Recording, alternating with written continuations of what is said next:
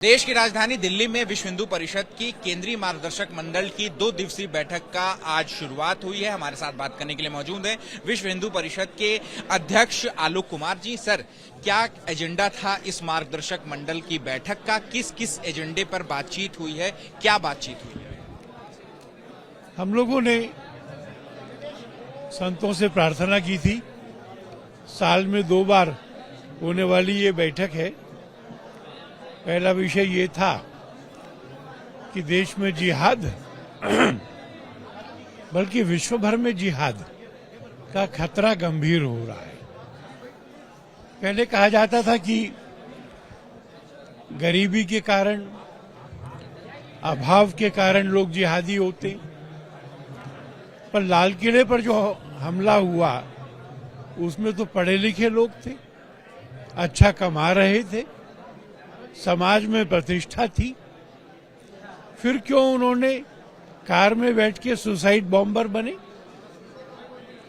तो ऐसा लगा कि ये गरीबी के कारण नहीं है, ये एक मनोवृत्ति के कारण है जो उनकी समझ में उनके धर्म की शिक्षाओं से पैदा होती है। और इसमें हमला करना, हत्या करना, लूटना, महिलाओं का अपमान करना, ये सब शामिल है। इस मनोवृत्ति से जो यूनिवर्सिटी के कैंपस में से भड़काई गई, वहां रिक्रूट किया गया, हाँ, अल फतेह में और भी जगह हो रहा है, तो रिक्रूट किया गया, इंडोक्ट्रिनेट किया गया, ट्रेनिंग दी गई और टेरर फंडिंग के केंद्र बने। ये संपूर्ण विश्व की शांति को और विचार स्वातंत्र्य को, धर्म स्वातंत्र्य को चुनौती है। केवल कानून व्यवस्था की बात नहीं है, इसका मुकाबला करना होगा।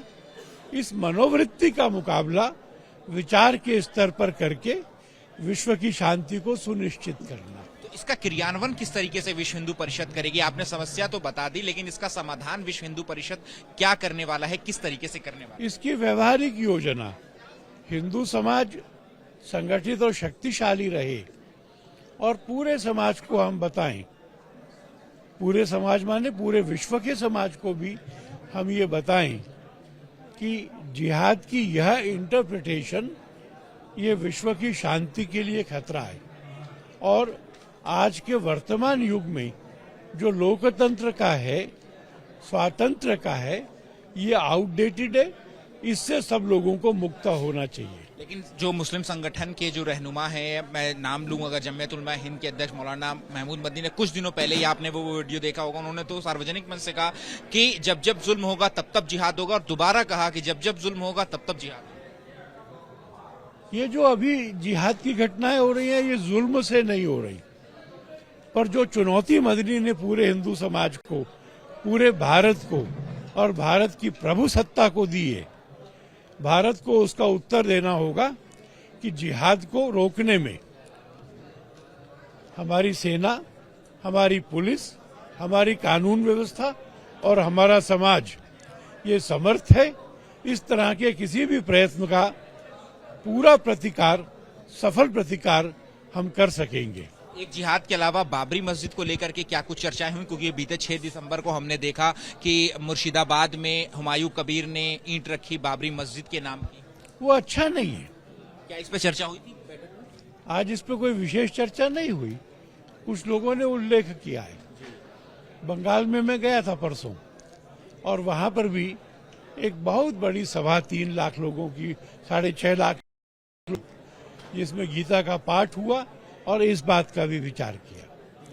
मुसलमान अपनी इबादत के लिए मस्जिद बनाए, अपनी जमीन पे नियमानुसार बनाए, हमें आपत्ति नहीं है।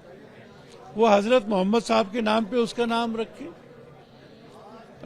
उनके नवासों के नाम पे रखें, उनकी पत्नी के नाम पे रखें, खलीफाओं के नाम पे रखें, पर कोई व्यक्ति भारत पर हमला करने वाले, भारत के लोगों को जुल्म करने वाले, हमारे मंदिर तोड़ने वाले, उसका नाम रखेगा, यह उचित नहीं है, यह अच्छा नहीं है।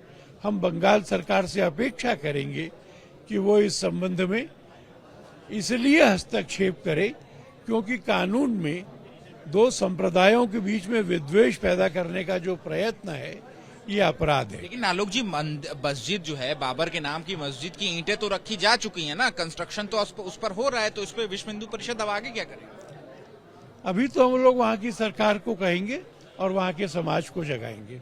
हाँ, इसके अलावा आगे का अभी इतना ही करेंगे। अच्छा, ठीक है। इसके अलावा अभी भी कल भी होने वाला है और आगे विश्व हिंदू परिषद जो है वो किस तरीके से एक्टिव होगा? हम लोगों ने ये वैष्णो देवी श्राइन बोर्ड माने भगवान को चढ़ाया गया पैसा, उससे लोकहित के लिए बना हुआ मेडिकल कॉलेज, 50 लोगों का कोटा, 43 मुसलमान, ये पैसा तो हिंदू समाज ने हिंदू कार्यों के लिए दिया था, मंदिर को दिया था। मंदिर मुक्ति नहीं हो पा रही है, इसलिए ये सब हो रहा है। मंदिर मुक्ति का आंदोलन तेज करेंगे, सरकार को मजबूर करेंगे कि वो मंदिर वापस समाज को सौंपे और इस बात को सुनिश्चित करने के लिए लड़ाई लड़ेंगे, कानूनन भी लड़ेंगे कि हिंदू का पैसा हिंदू के कामों में खर्च होगा और किसी के लिए कैमरा पर्सन आशीष सक्सेना के साथ अहमद बिलाल, एबीपी न्यूज, दिल्ली।